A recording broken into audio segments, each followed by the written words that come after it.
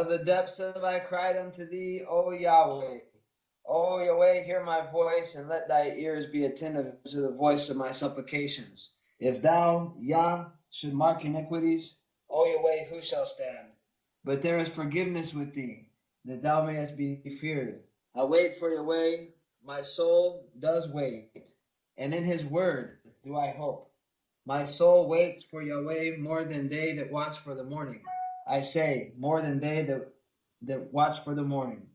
Let Israel hope in Yahweh, for with Yahweh there is mercy. With him is plenteous redemption, and he shall redeem Israel from all his iniquities. Amen. Psalms 130. Blessed love, my brothers and sisters. Shalom Aleichem. This is Joseph Israel, and you are tuned into the Kingdom Road radio show. And once again, give thanks for life, and a joy to be here with you all today. Today is a very special show. Well, all of them are special, but each day, each time we keep moving forward in this progressive phase of studying and sharing the message together. And today is a very special show because it's during the 7th month, during the feast month, and right before coming up this weekend is Yom Kippur, the Day of Atonement. So today's show is going to be all about that, the atonement between Elohim and man. And as the Psalms was bringing out here, the children of Israel, we are crying out of the depths, that the Most High does hear our voice, and that if the Almighty truly took account to all the wrongs that we do, who should stand but the Most High? With him there's forgiveness. And the Almighty's ability to forgive allows him, it says, but there is forgiveness with thee that thou mayest be feared. Because how awesome the Almighty is. He's so merciful and so kind. And, when we see the Father in this sight, now always knowing that the Almighty is perfectly loving and yet perfectly just in all things. And so the love allows him to forgive, but the justice also, is his rules do stand, is what I'm saying. So we have the truth that sets us free. And the truth is I'm going to read 1 Timothy 2:5-6, and also Romans 5:11. I'm going to read them together. There is one Elohim and one mediator between Elohim and man, the man Mashiach, Yahshua, who gave himself a ransom for all, to be testified in due time. We also joy in Elohim through our Master Yahshua Mashiach, by whom we have now received the atonement. Okay, so Yahshua is the covering. He is the atonement. Now, a beautiful way to look at the word atonement in English is at one mint. If you just at one mint. Basically what has happened here is that because of man's falling short, his sins, man is not one with the Creator. And what is going to happen is, in the full restitution of all things that were lost in Adam, there will be a oneness with our Creator. His laws will be written on our hearts, and he will be everything to all of us. And it says so in 1 Corinthians 15, verse 28. It says, or 27 and 28. Speaking about the Messiah's reign. Well, I should just read 24 through 28. Now, most people know that the Messiah reigns for 1,000 years. And one thing that is a misconception is that the Messiah's reign, his 1,000-year reign, is a reign of peace. Now, the Messiah is the Prince of Peace. That was last week's radio show. However, he fights a spiritual war. And it's a spiritual fight. And it says in Psalms 1:10 that he will rule in the midst of his enemies. Okay? And so we're going to find out here that at the end of his 1,000-year reign, the last enemy will be destroyed. And that last enemy is death. And so you will see that the enemies of mankind of the Messiah of the Almighty, the enemies to creation will all be removed. And this is what he does during his 1,000-year reign. This is bringing us back to the at-one-ment, the true atonement, when everything will be what it once was in the Garden of Eden. So the Messiah's reign, verse 24, 1 Corinthians 15. Then comes the end, when he shall have delivered up the kingdom to Elohim, even the Father, when he shall have put down all rule and all authority and power. For he must reign, Yahshua must reign, till he has put all enemies under his feet. The last enemy that shall be destroyed is death. For he has put all things under his feet. But when he says all things are put under him, it is manifest that he is accepted, which did put all things under him. So everything will be put under the Messiah's feet, except the one who gave Yahshua the authority, which is the Father. Obviously, Yahweh, the Almighty, the Everlasting One, is always the most exalted one. Verse 28, and when all things shall be subdued unto him, then shall the Son also himself be subjected unto him that put all things under him, that Elohim may be all in all, so that the Elohim, Yahweh, may be all things to everybody. And so that is the point here. So this atonement is a very deep thing, and we have the love and justice of the Father shown in the Torah and the pictures and foreshadows of the tabernacle and the rituals of the Day of Atonement, the sacrifices, and all of these are prophetic pictures of the greater things to come. And these are the realities is what the Messiah is going to do. He is the true atonement for the human race. Now, the word atonement means, from the Webster Dictionary, a satisfaction or repairing for a wrong or injury, an amends. And in the second definition, says reconciliation of Elohim and humankind will be accomplished through Mashiach, through Christ, it says in the Webster's. So what we see here is that they got it pretty right, So this is why atonement is a good word to be used for the word kippur. However, kippur also means it means to cover over. So the Hebrew word kippur or kafar means to cover, to expiate, cancel, appease, make atonement, forgive, be merciful, pacify, pardon, purge away, make reconciliation. All right. So what is it that we have to make reconciliation for? And this goes all the way back to the beginning, Bereshit, Genesis, chapter 2, and let's see here, chapter 3.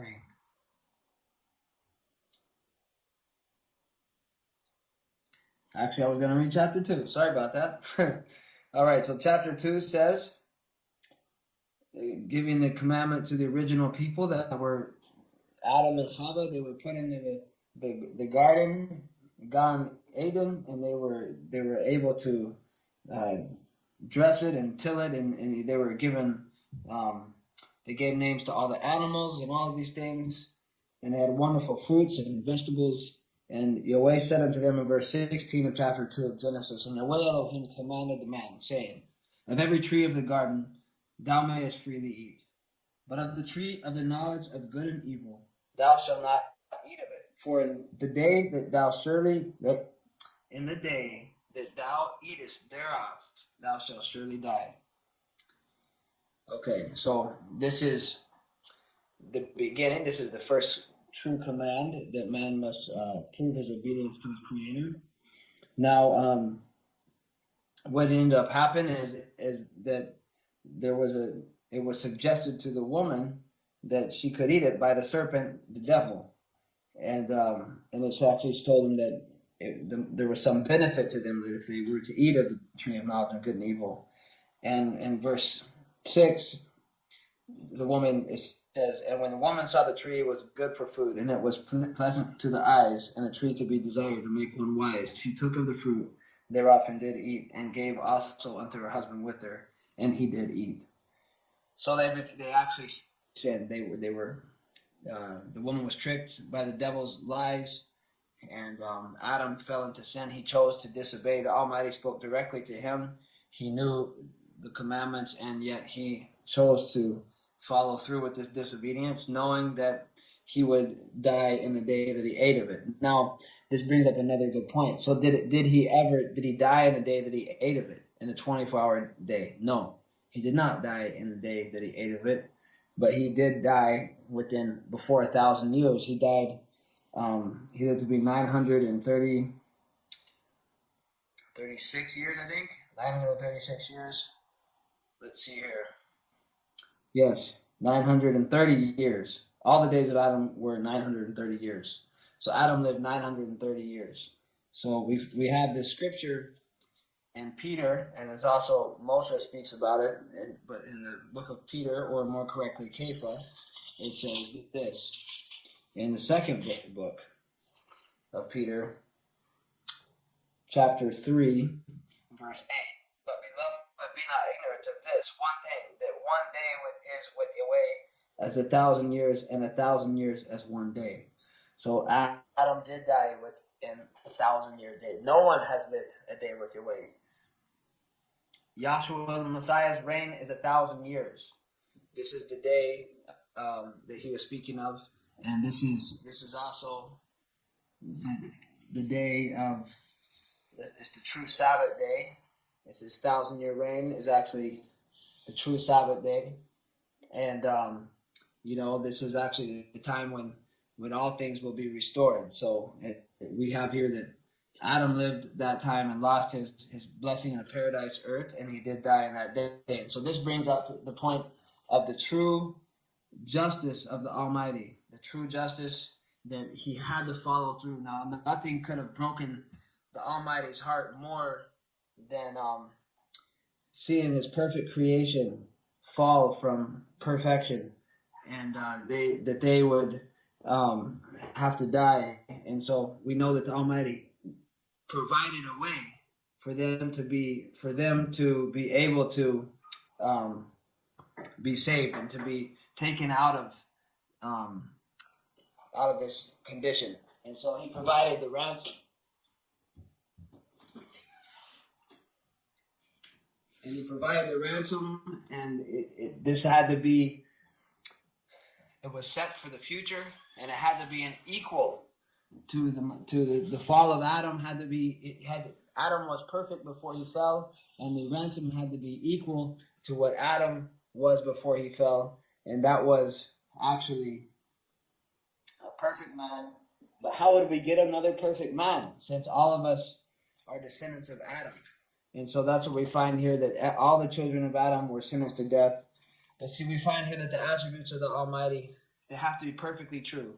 So the Most High had to be, he had to sentence Adam to death to prove that what he said stands 100%. And if we do not respect our Father's commandments, then there's no hope for the future of the universe. Can you imagine what would happen in the heavens if the angels saw that the Almighty loved Adam so much that he couldn't follow through with his commandment, his warning? And so the justice was served. However, the Almighty is loving. In this predicament, the Most High's wisdom came through. And the Almighty's wisdom is perfect to make a way so that Adam and his creatures could regain this paradise earth and regain eternal life that they would have had they remained obedient. And so this is actually the idea of atonement, the need for a covering, a need for expiation. And so we actually find here that in the ancient times, that time passed and mankind went through a terrible destruction with the flood, and only 8 survived. There was many people born, but only 8 survived. And Noah and his family. And they came and repopulated the earth, and they were given the commandments of things to eat, how to eat them, how to love one another, how to have the sanctity of life. And they had, the Most High's commandments, but again, mankind disobeyed. Mankind went astray at Babel Tower, and rebellious to the Most High. But Noah and his son Shem and a great grandson Abram kept the faith. And so this takes us to Abram, who was later became Abraham. And he was called out from the disobedient people from his father's house and was promised. And notice what happens here through this promise. If you turn to Genesis chapter 12, verse 1. Now Yahweh said unto Abram, Get thee out of thy country and from thy kindred and from thy father's house unto a land that I will show thee. And I will make of thee a great nation, and I will bless thee and make thy name great, and thou shalt be a blessing. And I will bless them that bless thee, and curse him that curses thee, and in thee shall all the families of the earth be blessed. And this part is what I want to stress here. In thee shall all the families of the earth be blessed. And so all of a sudden, there's a little glimpse of hope that somehow through Abraham, all the families of the earth are going to be blessed. Now, so the Most High begins to shine light according to his purpose to bless the human race once again, because at this point they had all gone astray, and they were all dying, and they were suffering, and the world was lost. But the Most High began to call his prophet, and he actually gave him these many visions and many promises, and so it began to open up this beautiful truth. And let's see here. I want to go to Genesis chapter 17.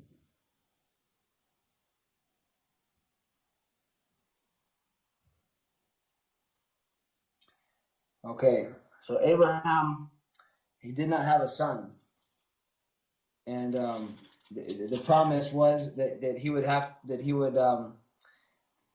a son. Actually, in the chapter 13, it says, "For the land which," chapter 13, verse 15, "For all the land which thou seest, to thee will I give it, and to thy seed forever. And I will make thy seed as the dust of the earth. So if a man can number the dust of the earth, then shall thy seed be numbered." And so, but Abraham at this point did not have a son, let alone considering that all of the earth would be filled, as the dust of the earth. Abraham's seed would be. So these were amazing promises. And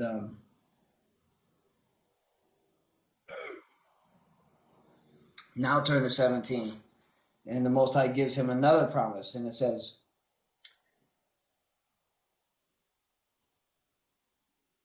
verse 5, "Neither shall thy name any more be called Abram, but thy name shall be called Abraham, for a father of many nations have I made thee. And I will make thee exceedingly fruitful, and I will make nations of thee, and kings shall come out of thee. And I will establish my covenant between me and thee and thy seed after thee and their generations, for an everlasting covenant, to be an Elohim unto thee and to thy seed after thee." Okay, and so he goes on and tells about the seed and the blessings, and gives him the covenant of circumcision. And then it goes on and he tells him about the son that was going to come and be the blessing. And that his name, in verse 19 it says, "And Elohim said to Sarah," that Elohim said, "Sarah thy wife shall bear thee a son indeed, and thou shalt call his name Isaac, and I will establish my covenant with him for an everlasting covenant, and with his seed forever." So all of a sudden Isaac comes in, and this is the one who it all hinges on. Now this takes us to a very special chapter where after Isaac was born, what I'm getting to here is the first picture of the atonement sacrifice. And the Most High told Abraham to take his son and go to the mountain, land of Moriah, the mountains of Moriah, and offer a burnt sacrifice. And but this time the burnt sacrifice would be his son, his only begotten son through his wife Sarah.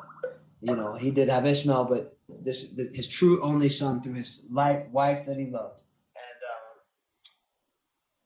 And as they're going up to do this, Isaac wonders, Isaac spoke to Abraham, his father, and said, "My father." And he said, "Here I am, my son." And he said, "Behold, the fire and the wood, but where is the lamb for a burnt offering?"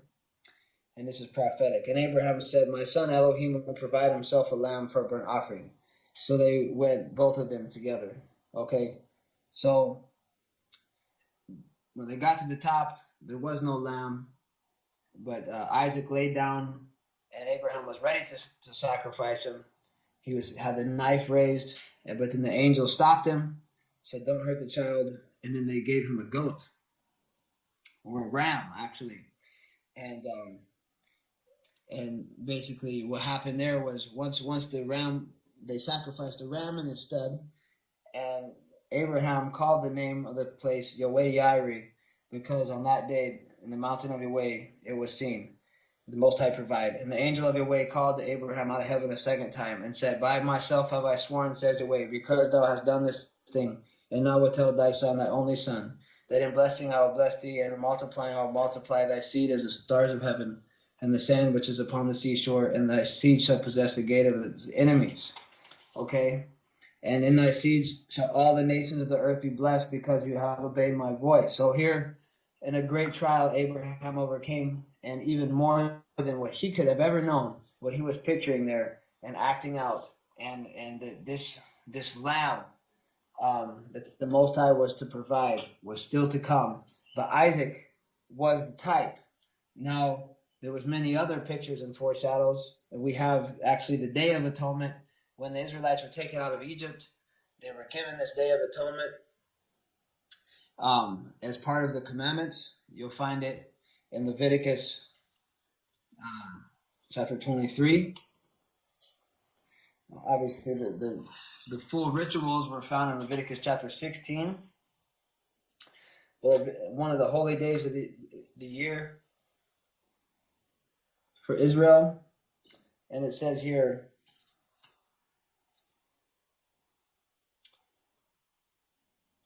Leviticus 23, chapter 27. "Also on the 10th day of the 7th month, there shall be a day of atonement, and it shall be a holy convocation unto you. And you shall afflict your souls and offer an offering made by fire to your way. And you shall do no work in the same day, for it is a day of atonement, to make an atonement for you before you weigh your Elohim."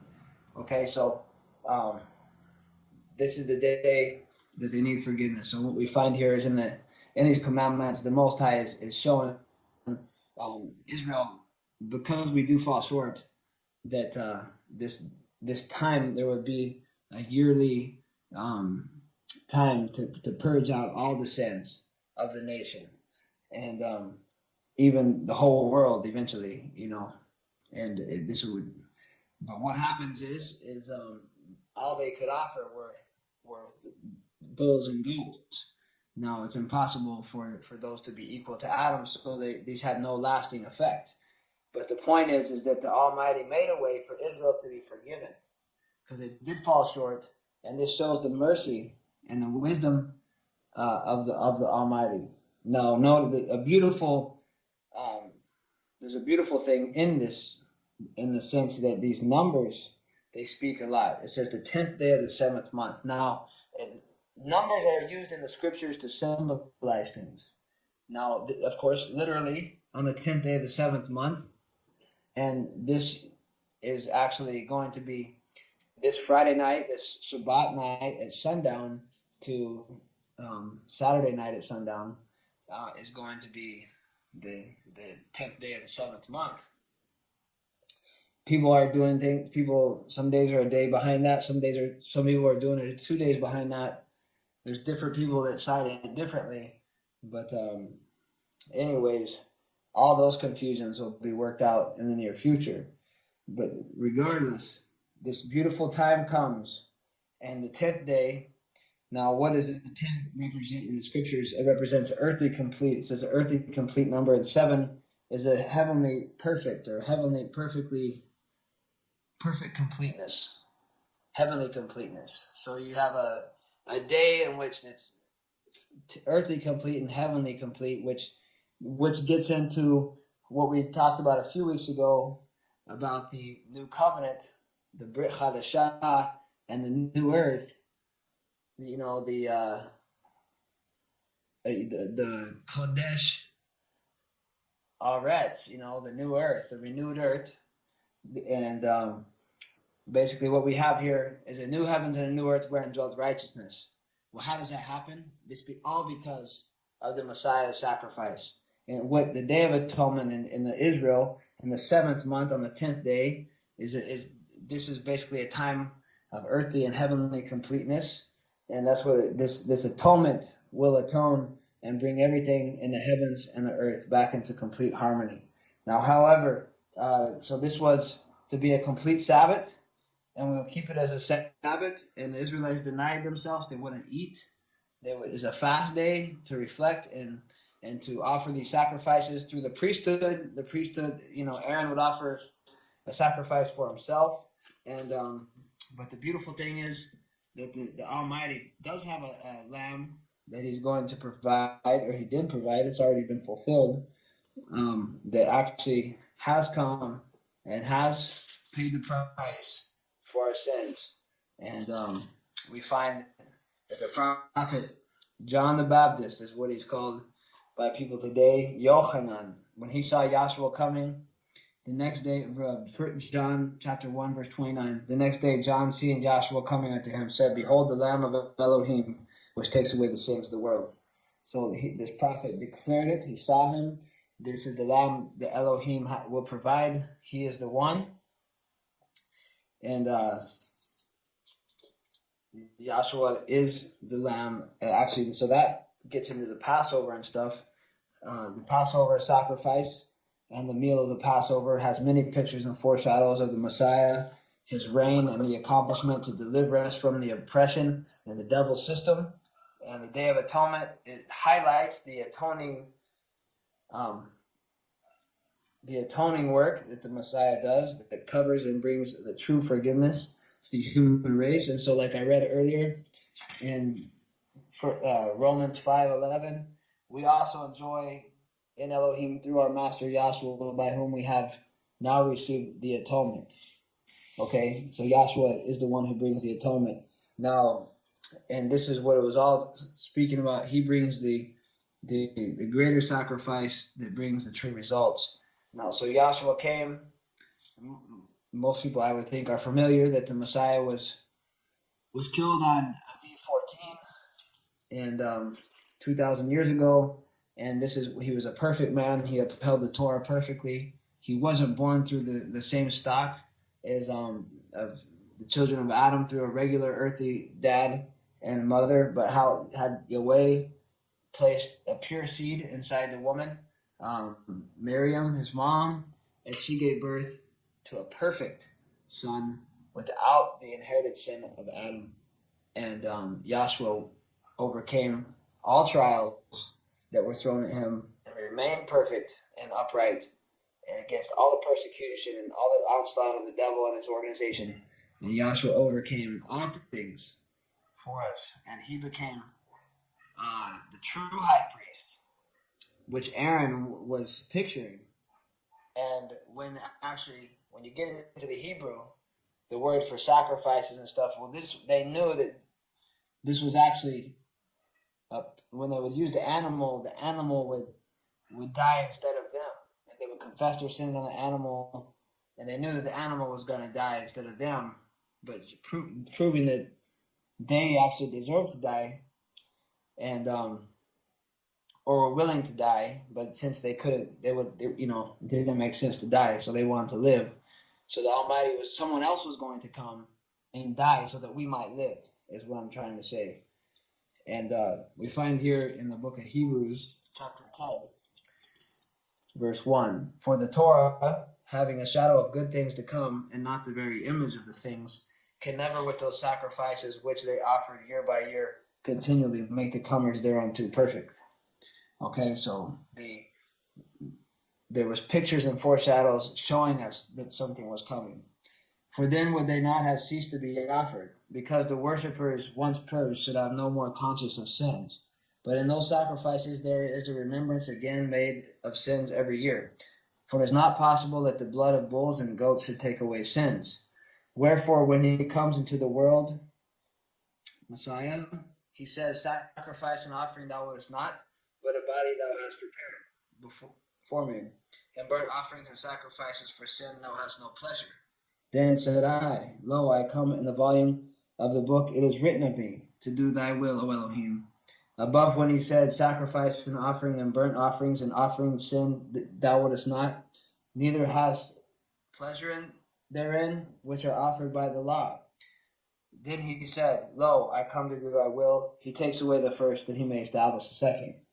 Okay, now, he didn't take away the Torah, but he took away the rituals that they were doing to establish the reality of the true atonement work that the Messiah has come to do. When he gave up his life on that day, he was fulfilling all of these things, by which will we are sanctified through the offering of the body of Yahshua the Messiah once and for all. Okay? Every priest stands daily ministering and offering oftentimes the same sacrifices, which can never take away sins. But this man, Yahshua the Messiah, after he had offered one sacrifice for sins forever, sat down at the right hand of Elohim, from now on expecting till his enemies be made his footstool. For by one offering he has perfected forever them that are sanctified. Okay, so this is the most beautiful thing.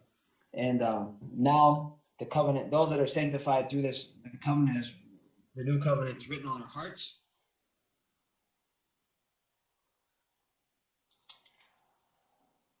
And he did it once and for all. So he becomes the true covering, the expiation. And notice, one thing to understand here is that he gave up his life as a man. And now he sits at the right hand of the Father in the highest places in the heavens. So that means, just simply put, he's not coming back as a man. Because the whole thing is that he gave up his life as a man. If he were to take up his life again as a man, then he would have not sacrificed his life as a man. So when he was resurrected, he wasn't given an earthly body, he was given a heavenly body, and he now lives in the heavens, and is so bright and powerful and wonderful that when Paul saw even a glimpse, when he was on the road to Damascus, he was blinded. It is so powerful. Yahshua says this about himself in the book of John, chapter 10.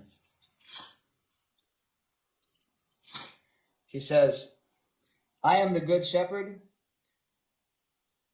Okay, let's see. He says, I am come that they might have life, and that they might have it more abundantly. I am the good shepherd. The good shepherd gives his life for the sheep. Okay? So just saying, Yahshua, the good shepherd, gives his life for the sheep. And that's exactly what he did. And verse 18,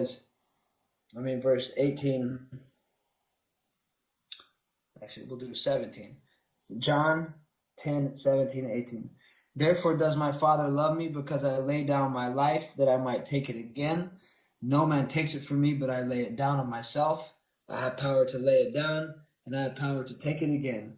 This is the commandment that I received from my Father. So Yahshua was giving up his life of his own free will. This was his offering. It says, Yahweh so loved the world that he gave his only begotten Son, so that whoever should believe in him should not perish. Yahshua says he has come to give his life for the sheep. Behold the Lamb of Elohim that takes away the sins of the world. Isaac was the type. Remember, and it's through Isaac shall Israel be called. So this great atoning work that Yahshua does, he leads the way. And but he's not come back as a man on this earth. That's why it says in Matthew 24, speaking about his return, what people call the second coming, but really is better understood as second presence. He says, if they say I'm in the desert, do not go there. If they say I'm in the inner chambers or somewhere, anywhere, do not go there, because he comes back like the rising of the sunshine, and more bringing understanding and gathering his people and actually doing this work of restitution of all things. And as we continue on in this beautiful day, as it says in the Proverbs, the path of the just is as the shining light, where it shines more and more into the perfect day.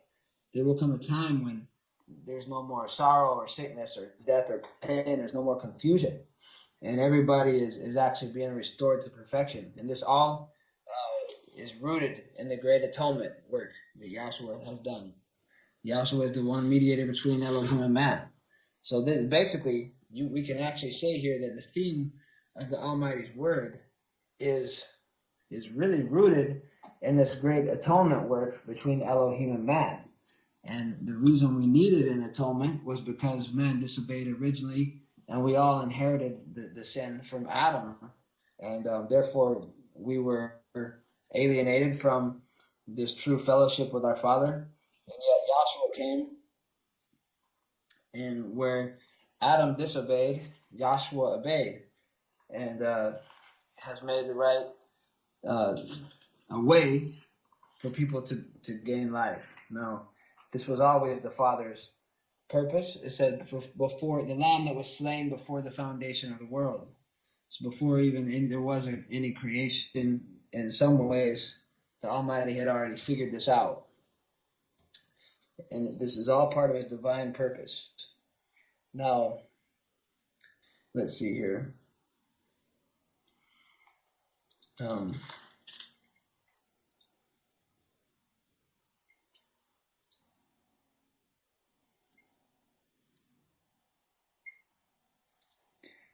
Getting into the Isaac thing again, if we go to Romans chapter 9, Paul actually clues us in that as he interprets the Isaac meaning the Messiah. Speaking about Israel and who true Israel is, Paul in Romans 9, verse 6 through 8.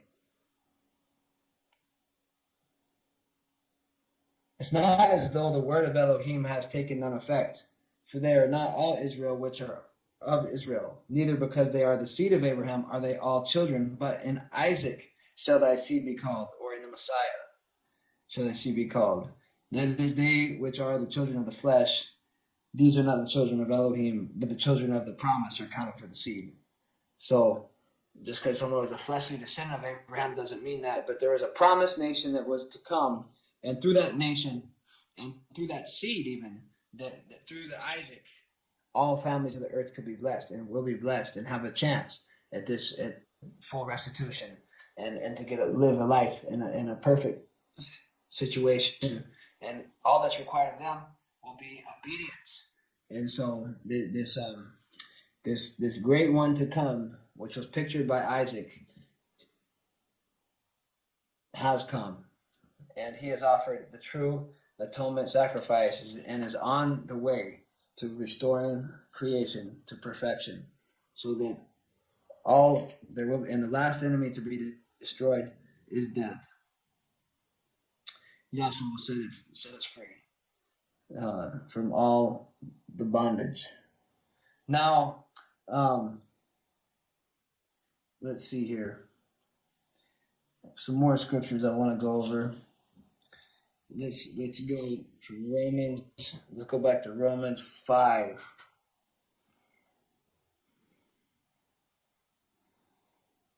Okay. Verse 1. Therefore, being justified by faith, we have peace with Elohim through our Master Yahshua the Messiah, by whom also we have access by faith into this grace wherein we stand, and rejoice in hope of the magnificence of Elohim. Okay, so this beautiful understanding that He sent His Son, and who has become who has made expiation for us. We have faith, we believe this. We now have peace with Elohim through our Master Yahshua Messiah. And we're no longer destined to death and destruction as long as we are obedient to the faith. Because faith without works is dead. But we rejoice in the hope of the magnificence of Elohim. How wonderful is His purpose to restore the human race. And how wonderful and true the justice that He had sentenced us all to death through Adam's sin. And He was true to that. But however, how loving and wise to make a way that satisfies justice, and that Yahshua purchased us and bought us and redeemed us. That's what that word means. repurchased. He paid the price, a perfect life for a perfect life. That now we have a chance for eternal life. And okay, let's see here. Verse 6 of chapter 5. For when we were yet without strength, in due time the Messiah died for the wicked. Okay?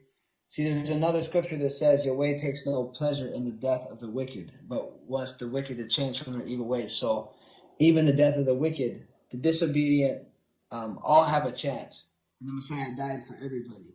So everyone that's ever lived and died, before or after that he came and gave up his life, has been purchased. And we'll get a chance at life again. And so that's what it means here. For scarcely a righteous man will one die. Yet peradventure for a good man some would even dare to die. But Elohim commended his love towards us in that while we were yet sinners, Mashiach died for us. Much more than being now justified by his blood, we shall be saved from wrath through him. For if we were enemies, when we were enemies, we were reconciled to Elohim by the death of his son. Much more being reconciled, we shall be saved by his life. Okay, and not only so, but we also joy in Elohim through our Master Yahshua Messiah, by whom we have now received the reconciliation. So that's what the atonement means, that the breach in the agreement, the original injury, the broken covenant, the broken bond between Elohim and man, because man chose to disobey the loving commands of our Father, has now been reconciled. And so now we have the reconciliation, the amends, the atonement, the at-one-ment. Now we can come back to being one with our Father. Verse 12 of Romans 5. Wherefore, as by one man sin entered the world, as Adam, and death by sin.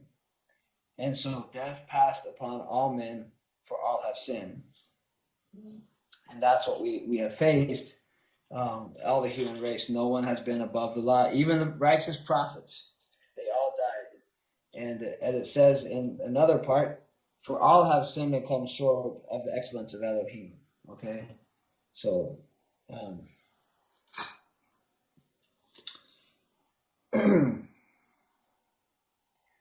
verse 13 of Romans 5. For until the law, sin was in the world, but sin is not imputed when there is no law.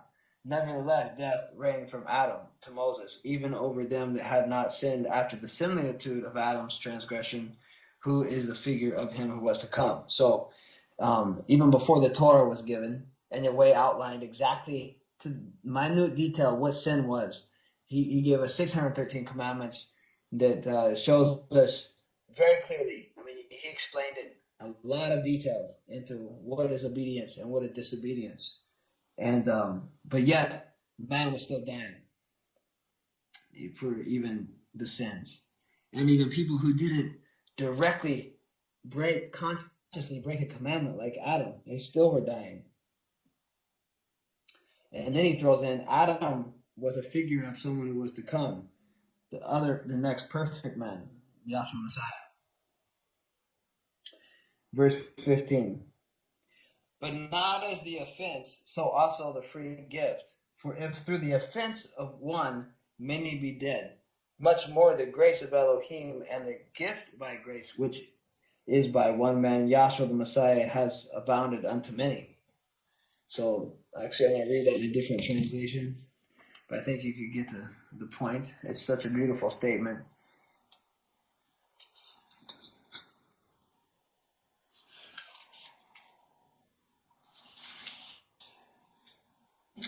But not as the fall, so is the gracious gift. For if by the fall of one that many died, much more the favor of Elohim, even that gracious gift, by the one man Yahshua Messiah, abounded unto many.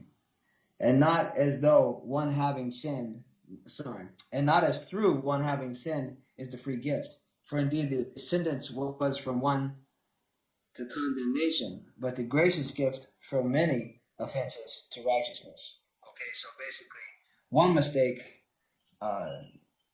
brought condemnation upon all. But the gracious gift is now we have many offenses. This one gift, Yahshua the Messiah's sacrifice, brings many to righteousness. Verse 17. Besides, if by the fall of the one, death reigned throughout that one, so by the fall of Adam, death reigned, much more will those having received the abundance of the favor and the righteousness reign in life through the one, the Mashiach, the anointed, Yahshua. Therefore, indeed, as through one offense sinners came on all men to condemnation, so also through one righteous act sentence came upon all men to justification of life. For as through the disobedience of one man the many were constituted sinners, so even through the obedience of the one the many will be constituted righteous. Okay, so this is the most beautiful thing. Look how perfectly. So we know that everybody that's ever lived, from Adam until now, has died and gone into the grave. That's a lot of people, and it's saying one mistake that Adam made brought death unto all these people.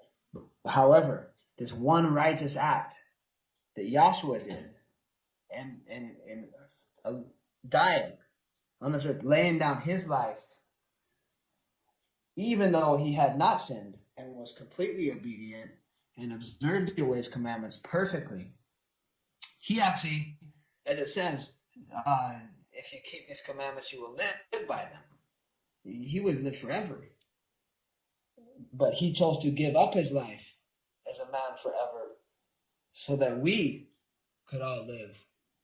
So that means everybody that's ever died under Adam's curse gets a chance for life and obedience under the Messiah's righteous act. So look, perfectly balanced. Again, justice, balance with wisdom, love, the attributes of the Almighty, the favor, we rejoice. As I read, I'm going to read it again. We also joy in the Elohim through our Master Yahshua, by whom we now receive the atonement. There is one Elohim and one mediator between Elohim and men, the man Yahshua Messiah, who gave himself a ransom for all, to be testified in due time. So you're going to see the prophets return. You're going to see your loved ones come back. This is actually, it says there's going to be a great resurrection. And everybody that's in the tombs, everyone that's ever died is going to come back. He's going to give them a chance at life in a paradise earth. So the Messiah is going to set everything straight. He's going to rule until he removes all enemies, and then the last enemy to be destroyed is death, and then there will be no more death. There won't be any more sorrow. There won't be any more pain. Everything is going to be testified in due time. Now, when as you get ready for this atonement day to observe it in the way that you observe it, worshiping the Father, and remember who the atonement is. And there's a reason why, no longer does mankind need to slaughter animals, because what the animals pictured, the true sacrifice was sacrificed in Yahshua the Messiah. And now we can rejoice that there has been atonement and live our life for Yahweh and his commandments, allow his law to be written in our heart, and live, get ready, prepare yourself for life and blessings, and spread this good news to everybody. This is more than just, so Yahshua's sacrifice is the beginning. It's the foundation of everything that's going to happen good for the human race throughout eternity. And, that's why this day was marked on the Hebrew calendar of the scriptures, the 10th day of the 7th month. It marks earthly complete number with a heavenly complete number, and is going to bring a new heavens, a new earth, and a new heavens, wherein dwelt righteousness. With Yahshua's guidance, all will be purified, disobedience will be removed, the affliction will not rise up a second time. He will put all enemies under his feet. The meek will inherit the earth. The humble, the teachable will inherit the earth. Though we see, I'm just recapping here, though we see that all people have died that have ever lived and suffered in this decrepit system, and many people have never even had even a very long life. People have died of diseases. All these things should have never happened, but because man chose to disobey, now we do know the knowledge of good and evil. But now people are going to be able to see the true knowledge of good, what happens when you do obey. And they have the choice before them, and we're blessed in these early days to know this beautiful information. And one day this knowledge of your way is going to cover the earth as the waters covers the sea, as he begins to fulfill everything in the Torah and the prophets through his son Yahshua the Messiah, who gives everything meaning, who gives everything its effect. So as we go into this Day of Atonement and these festival times, it's all rooted around him and the sacrifice. And let us walk with the King. Let us walk in the path of righteousness. Let us meditate in the Torah day and night. May we be filled with his Holy Spirit, the Ruach HaKadosh, to be able to discern these deep things. May we love Yahweh with all our heart, all our mind and soul. Love our neighbors as we love ourselves. Live these commandments and just rejoice, my brothers and sisters, because that's how special that you are. You are so special. The Most High sent his Son, and he gave his life, and he purchased you, and he gave his life for you so that you might live and not be under the curse. And so this is the good news. And that Son now lives and reigns with his Father in heaven, and is in the process of setting up a kingdom, an everlasting kingdom that will never cease to exist, but will list into eternity, and it will bring every blessing that you could ever imagine. The eyes haven't seen, the ears haven't heard, of the blessings in store for those that trust and wait and have faith in your way. And so what is going to be proven is that the promise given to Abraham, that through Isaac, and even there's more even to this, but through Isaac, who pictured Joshua, all families of the earth will be blessed. This is going to prove true. Yahweh be with you all, and may the Most High be with you during this festival time. And hopefully that this show has helped you understand the true atonement that Yahshua gave, that he is the covering, that he made expiation, and is in the process of the full reconciliation. And one day there will be a true at-one-ment on this creation. We will all be at one with our Creator, as it rightfully should be. And so until next week, I will, have a blessed time. May you all be filled with the Spirit and truth, and have a wonderful Shabbat, Yom Kippur, and rejoice in the Great One that is the sacrifice, is the covering of us, of our sins and imperfections, and praise the Almighty for his wonderful purpose. And I love you all. You all are so special. Lift your head up high, because redemption is near. Shalom Aleichem.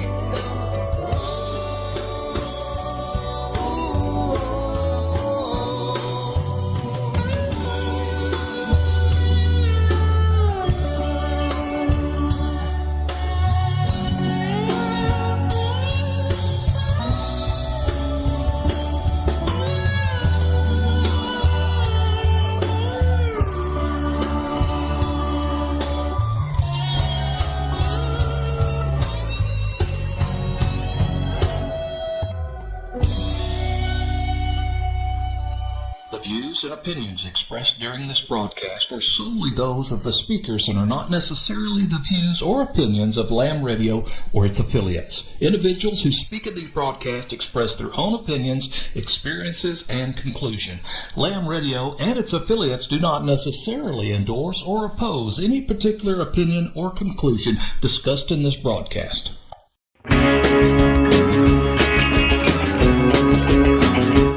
We are richly blessed to bring you what we believe is the fullest, most diverse, yet up-to-date progressive teachings, discussion, and prayer programming you can find anywhere on this planet. Be sure to take the tour of the MessianicLambRadio.com website. I'm Susan Hoogie, thanking you for joining us on the Messianic Lamb Video Network.